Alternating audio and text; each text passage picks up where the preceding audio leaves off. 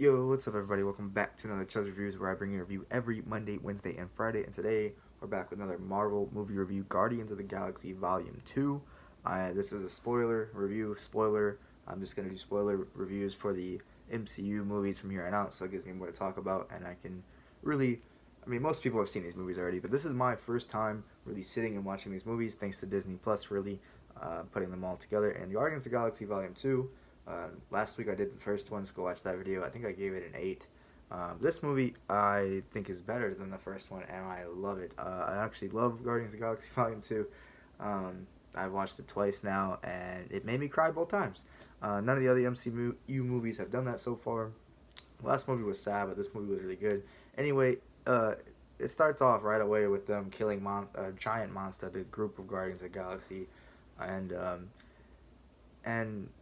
with Groot is dancing early on, just kind of like the beginning of the first movie. There are so many Easter eggs or like throwbacks to the first movie in this that you will love and appreciate. It's not overly done, but it's really good fan service. And this movie just had great writing. Like overall, like things happen early on that come back later in a perfect fashion, kind of like a Back to the Future type writing. I love it. I don't know. I love the Back to the Future movies too. But anyway, Yondu is by far my favorite character in this movie. I'll just jump right to that, to be honest. Let's just talk about this man's character arc, his redemption arc on some Zuko from the Last Airbender fucking shit, on his really just becoming a good guy. But overall, the movie is about, it's a personal movie. That's why I think I like this one way more than the first one. Is this story is very, very personal. It is about the Star-Lord, Chris Pratt's character, Peter Quill, finding his father finding him, and his father is like a celestial god, and takes him to this planet that is literally his planet. His name is Ego. Ego is actually a really great villain. It turns out to be a villain. Obviously, it's a spoiler review, so I'm just throwing it out there. But at first, even the Guardians of the Galaxy don't trust him at first, think he's a villain, and then he plays good for a while, until he just kind of reveals his plan to Star-Lord. There are two flaws in this movie. One, I think, is when the dude just kind of reveals his plan to Peter Quill. He just kind of lets him know, hey, I killed your mother too. And like, I don't know what would make him think that he wouldn't have a problem with that. Maybe because he's shown him all this God stuff, and he's just so egotistical, ego, that he would do that. I think Ego's a good villain though, just because he has a purpose. He understand, like, you don't understand his point of view, but at the same time he has a point of view. You don't agree with it, but you understand it. That's what I'm trying to say. And he wants to destroy the whole, like, basically make everything in the galaxy him, and basically destroys it in a sense. But he needs his son Peter Quill, a celestial being, another one to get enough power to do that. So he made a bunch of, like, hundreds of thousands of kids, like, back when, and he killed all those kids when they found those bodies. When they found those bodies in this movie, they find a bunch of bodies on the planet, of Ego's planet, and it turns out to be all of his kids that didn't have the godlike stuff in them. I thought that was going to be people that were on that planet, and he didn't really make the planet. I don't know, that would have been way darker in my opinion. I guess it's both dark, I don't know. But Ego's planet is really cool. This movie is extremely colorful. I think the soundtrack is just as good, maybe a little bit worse than the first movie, but the first movie has an amazing soundtrack. And the comedy in this is, I would say the first movie is funnier, but this one has better comedy. Like, the jokes are just better written. The other one has a lot of, like, good, funny jokes, too. But these, like, have, like, distance to, like, length to them. Like, there are a lot of really good jokes in this movie. And then there's a lot of just good, sad writing, man. I was just talking about Yondu. It's just my favorite character probably in the MCU. Everyone has, like, Captain America, Iron Man, and the top four. But just, like, your little side favorite character, let me know down below who it is. Mine is easily Yondu. Maybe it's because I have daddy issues, or lack thereof daddy issues. But, like, Yondu becomes a really good father in this. It's a father story in a sense. Peter Quill trying to find out his father.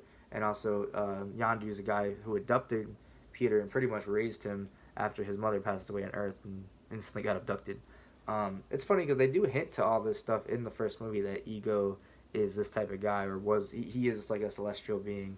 I don't know. They kind of hint to it. Another thing I didn't like in this movie, there's like 2 or 3 incidents in which things just kind of happen and people don't die.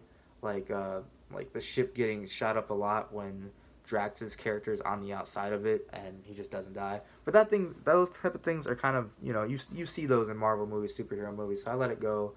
I easily let it go, really.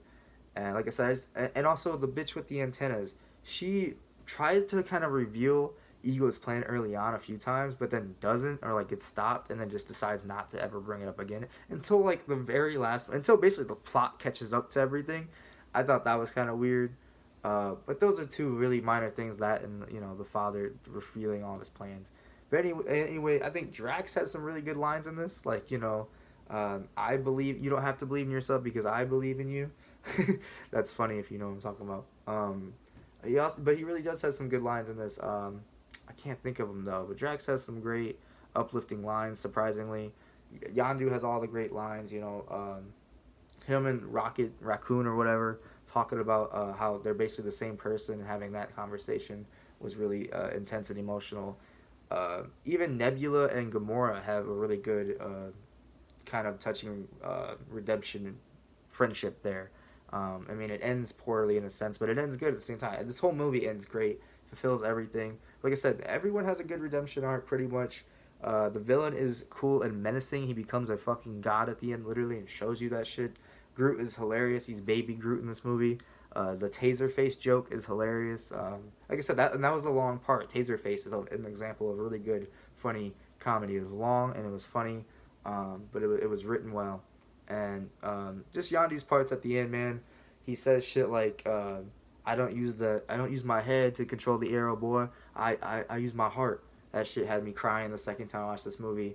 And the first time I watched this movie, when he risked his life, Yondu does die in this movie. I think that's another thing too. It really got me because I knew Yondu was gonna die for real. Like, MCU movies always kill characters and they come back. I don't think Yondu's coming back.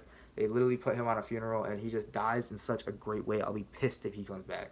But when he's going up to basically risk his life to save his son, he says, "That may have been your father, boy, but he wasn't your daddy."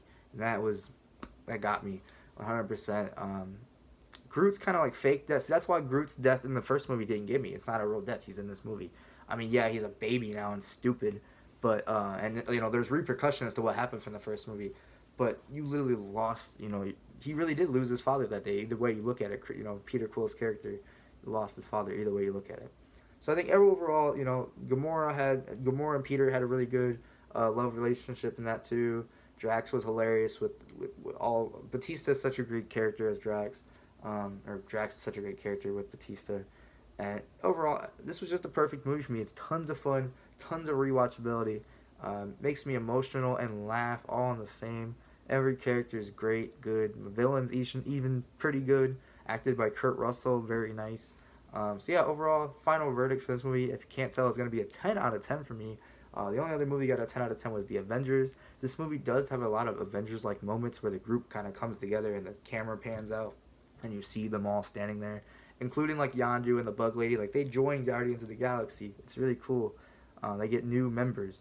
But overall, it ends great. Watched this movie a million times. This has been my favorite MCU movie so far, and with my favorite character, Yondu. Let me know your guys' favorite of anything, really. And next up on the list, is Avengers Age of Ultron, which I heard is the worst Avengers movie, but hopefully it'll still be good. Wish me luck. Like, comment, subscribe. See you in the next video. Peace out.